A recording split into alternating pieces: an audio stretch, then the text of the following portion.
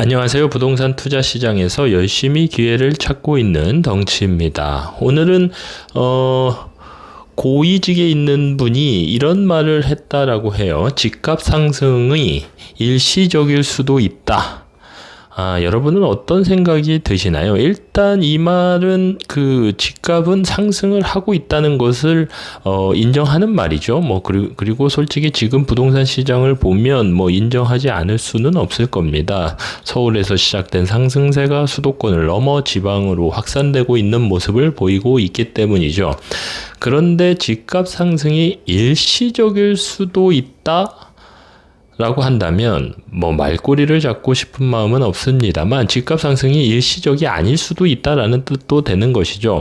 그래서 상승일 수도 있고 아닐 수도 있다. 이런 말은 글쎄요, 저 같은 사람이 해야 되는 거 아닐까요?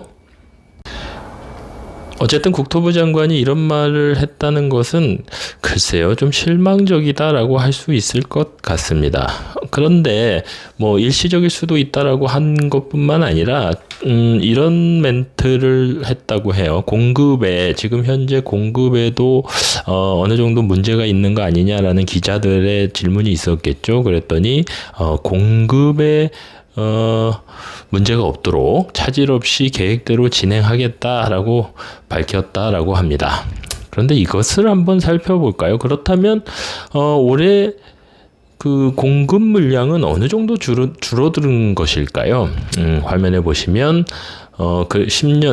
최근 10년 동안의 주택 인허가와 착공 물량에 대해서 알 수가 있는데요. KB국민은행에서 만든 자료인데 보시면 2013년도부터 지금까지 쭉 추이가 나와 있고, 파란색은 인허가 물량, 그리고 빨간색은 착공 물량인데 인허가 물량은 10년 동안 가장 적었던 해인 2013년보다도 줄어들었음을 알 수 있습니다. 그런데 더 심각한 것은 착공 물량이죠. 착공 물량은 작년에도 10년 동안 가장 적은 물량이었고, 올해는 그 작년보다도 거의 반토막이 난 수치에 머무르고 있기 때문에 올해 인허가와 착공 물량은 굉장히 심각하다고 할 수 있는 것이죠.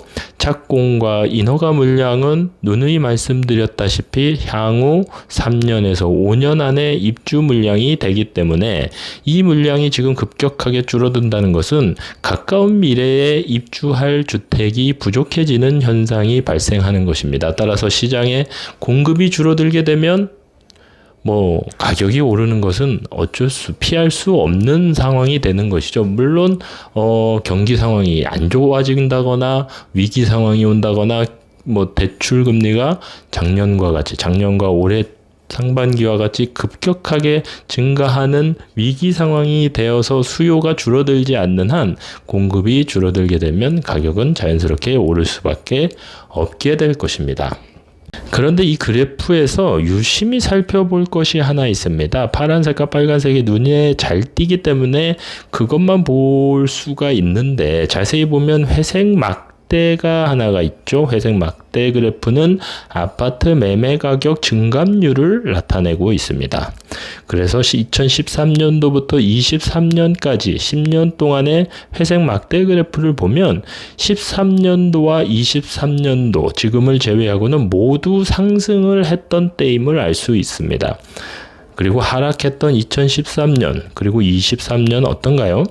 인허가 물량과 착공 물량 모두 거의 최저치를 기록하고 있는 것이죠. 22년도도 하반기부터는 하락을 하고 있었기 때문에 착공 물량이 엄청나게 줄어들었음을 알 수 있습니다. 즉 무슨 말이냐면, 주택 부동산 시장의 분위기가 좋지 않을 때, 즉 하락하고 있을 때는 건설업계에서도 인허가를 받는 행위, 그 다음에 착공하는 행위 자체가 줄어들 수밖에 없는 것이죠. 앞으로 가격이 떨어질 것이라고 생각을 한다면 그 누구도 그 사업에 뛰어드는 사람은 없게 될 것입니다. 따라서 공급을 증가시키려면 무엇을 해야 되는가? 물론 여러 가지 그 경제 전반에 걸쳐서 영향을 주고받기 때문에 많은 것들이 선행돼야 되고 분위기가 만들어져야 되겠지만 가장 중요한 것은 향후 부동산 경기가 좋아져야 되는 것이죠. 그래야만이 건설업계, 회사도 기업도 그 사업에 뛰어들고 투자를 하게 되는 것이기 때문입니다. 공급이 집값에 어떤 영향을 주는가? 를 가장 잘 보여주는 것이 바로 미국 시장일 거예요. 화면에 보시는 기사와 같이 모기지 금리가 엄청나게 오르고 있음에도 불구하고 8월 21일 기준으로 보았을 때 미국의 모기지 금리는 7.5%까지 상승했다고 해요. 그럼에도 불구하고 이렇게 집값은 계속해서 상승을 하고 있고 내년까지도 지속될 전망이라고 합니다. 그 가장 큰 이유는 수요보다도 턱없이 부족한 공급 때문이라고 하죠.